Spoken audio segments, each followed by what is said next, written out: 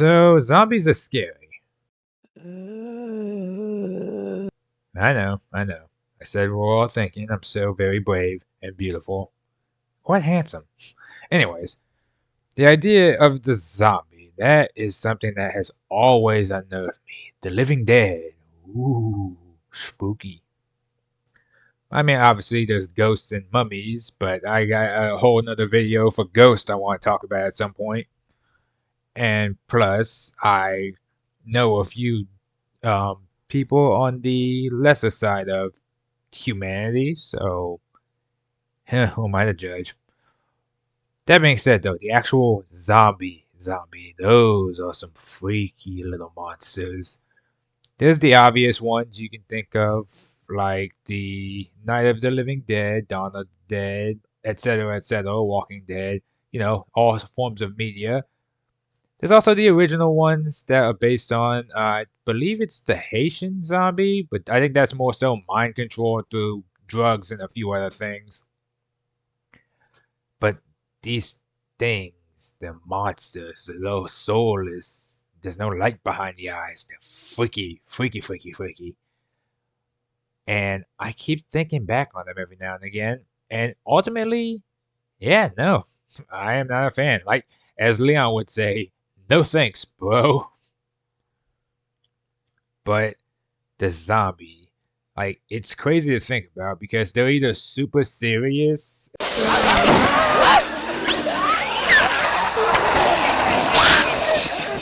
and super scary, or they are just a complete, like, and total joke. It seems like Nibbles has done it this time and summoned the undead as a plague upon the island. Perhaps he should be punished. Like, for instance, let's say Dead Rising. They trivialize the whole thing, make the zombies basically well, I'm not gonna say non-existent, but more like a gag. Same thing, Lollipop Chainsaw. Silly and goofy, you're literally fighting them with the chainsaw, which would probably be a terrible weapon in real life for a zombie apocalypse. And then you got stuff like early Resident Evil, where the zombies were genuinely a threat, like obviously in stuff like Raccoon City. And one thing that people always seem to think too, and let's be real, if you say you haven't, you're a liar.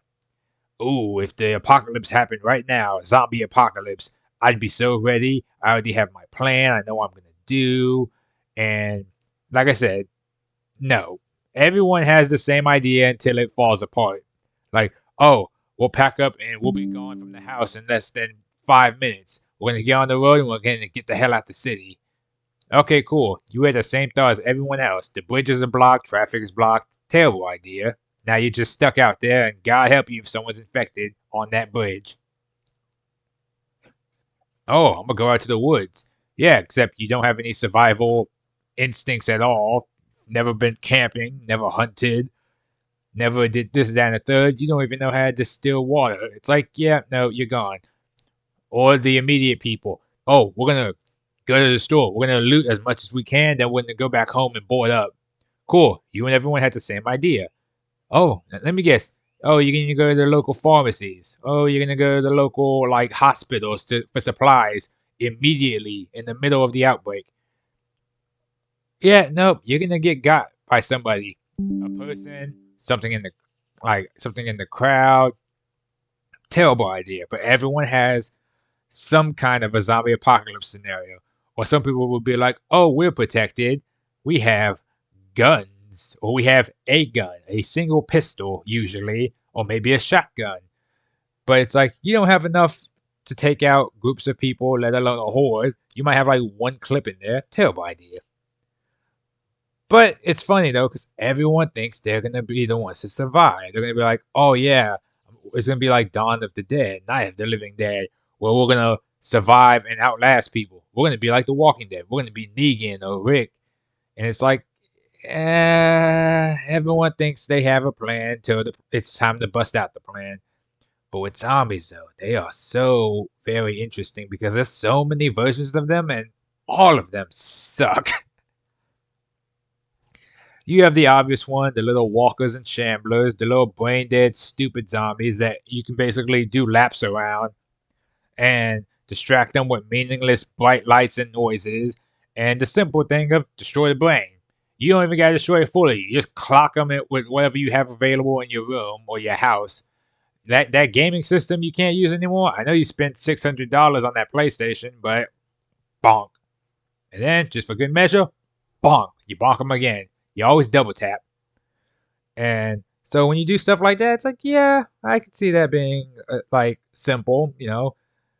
Now, unless the virus is airborne to the point where everyone's screwed, then like we should survive that fairly easily. Like outside of being overwhelmed by sheer numbers and consistency, I do not see that one posing much of a threat.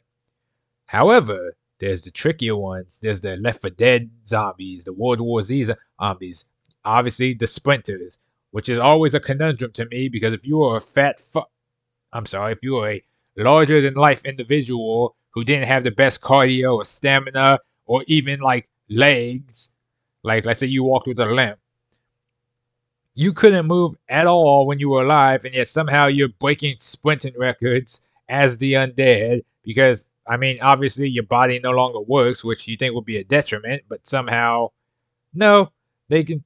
There's no physical limitations on them anymore. No pain threshold they can't push through, and etc., etc., etc. It's so interesting to think about, but it's so scary because have you ever had somebody chase you? Have you ever had somebody run at you? I know I have, and it's not fun. Now, granted, I'm pretty good at moving away from people trying to throw themselves at me, but if it's multiple people, yeah, all it takes is one of them to latch on to you. Now you're slowed down, detrimental, and then boom, you got by a horde. Now let's say you're in pretty good shape. Okay, cool. You can outrun most of them if need be. Okay, cool. Now let's see your weapons. You got maybe a baseball bat, typical handgun if you need it. All right, cool. Now let's say the zombies don't get taken down in the conventional ways, right? Destroying the brain basically does nothing. Like you have to completely destroy the body, you know, bathe it in fire, holy water, like battery acid, something to dissolve the body entirely. Cut them up, bury them, throw them in the water. Okay, maybe don't throw them in the water. You don't want to contaminate a potential supply. But then again, the ocean's huge. I'm sure you can find a source that hasn't been tainted by corpses. Yeah, then you can do something like that. That will be fine. But it would also be time consuming, and realistically, we wouldn't have the resources, especially if we're outnumbered, to just consistently do that. That would be so tedious. Or just like annoying at that point. You wouldn't even look at the zombies scared anymore. You'd be like, come on, man, I just woke up for this. I haven't had my coffee, and now I gotta just bust out the shovels and the axe. Give me the saw, Linda. Now, again, that would also be terrifying because now you can't just destroy the brain, which, yeah, a gun would be able to do, a bat to the head would be able to do, sure. Once you're not able to do that anymore, then the rules change, and now it's a problem. But, obviously, as that would be slightly more annoying, if you're lucky, the zombies would have those like weaknesses of, oh, maybe their eyes don't work and they can't see and they're attracted to sound.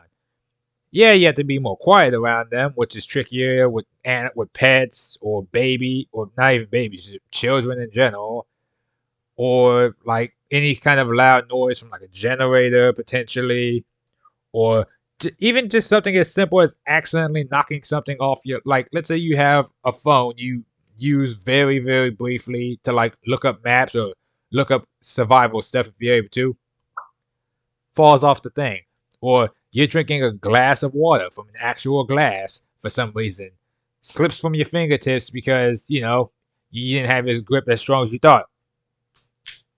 And now you got a horde coming at you. Or it could be like, you know, the clickers from The Last of Us, where it's like they might not be interested in eating you so much as they're just trying to spread the infection, which I would argue being eaten alive, especially by people who don't suffer the negative effects of cannibalism, much more terrifying. You ever see a pack of hyenas or wild dogs catch their food? Some grisly stuff. So I could see why most people wouldn't like that. And then, ooh, here comes the fun part.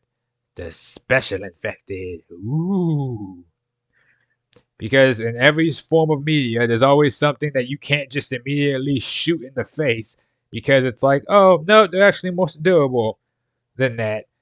Like, the bodies are bigger or stronger, they're bullet resistant, they have the strength of 10 men or 10 women, depending on the gender. I'm not picky. But you see them, and it's kind of just like, oh, great. These things can basically shrug off bullets, rip open solid steel cars, bust down barricades and doors, and usually takes like a whole team just to take out.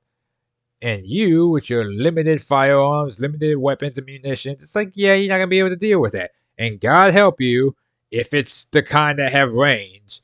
Like you try to get away, and all of a sudden a smoker grabs you with his somehow elongated tongue, which I used to always theorize. I said theorize, theorize that it was always part of like their like intestines mixing with their tongue, or you get a hunter or a spitter or a witch. Because curiosity is always going to be the downfall of a good chunk of people, because we just have to know what's on the other side of these doors or what's in these chests. And now you gotta think, okay, well now they got numbers. They don't go down so easily. You have to destroy them entirely, which most people wouldn't even have the firepower to do. And now you just think, okay, especially if they start outnumbering us, because obviously, usually it takes place in like a very populated area and it happens all at once. And usually that's kind of how it goes, middle of New York, middle of Japan, middle of an area, and then the government will either barricade the whole area off, quarantine, or just bomb the entire place to be like, yeah, no, no, we don't want this spreading. Obviously, if it's airborne, it's already too late, so it can't do nothing about that. Sometimes it could be magical in nature, like with Undead Nightmare, because of the Aztec mask or whatever. And in that case, that's a whole other different thing, because now we can't stop it. Or it could be biblical, the dead are rising because hell is too full. Woo! Which wouldn't really make any sense because, if you killed them and they went back down, they would just come back up later, most likely. Or anyone that's alive that's going to hell would just go back down there where it's full and then get brought back up as a zombie anyways, which never made sense to me. Or obviously, easy one. Government experiment, usually something silly like that. Which I always thought was funny too, because it's like there's so many different versions of zombies. Some retain their humanity, some don't. Some, like, literally just for the life of me, I'll never understand it. They can mind control other zombies, and basically now you have a like cognizant army of the undead, which is also freaky. And it's just so fascinating to me, but also so scary because you don't want the zombie apocalypse. You think you want the zombie apocalypse because you just think it would be cool. You want to be Billy Bad. I can't say bad bum because that just sounds silly. Anyways, you want to be the cool kid on the block who's the survivor, the one that pulls all the women, the one that wears sunglasses inside and outside of a building for some reason, who walks around and can one tap any of them and save groups of people, and the hero in the times where hope is dim and there's no real light in this eternal darkness of survival. It's like, yes, you do. You want that. Everyone wants that. It's nice to be able to save lives and just be epic. It's great. But let's be realistic. The average person is probably going to get got within the first week, maybe the first day, depending on where you're at. Because nobody plans for this stuff realistically or truly. It's more of a joke to talk about around the campfire. You're at the bar with your friends and you're like, hey man, if this happened right now, right at this spot, while we're at this bar, away from our friends and family and possible supplies, we got this. We would go straight to this area and hope that everything on the way there doesn't slow us down or outright stop us, like, vehicle collisions. And it's a fun little, it's a morbid kind of fantasy. It's like, oh, it'd be so cool till you're actually in it. And every day where you have to struggle just to survive does not sound like a great day. At that point, might as well just save one for yourself because a silver tip sounds better than trying to hope that you wake up one day and just don't hear a horde knocking at your door while you're trying to rest. Paranoia gets people, but I don't know.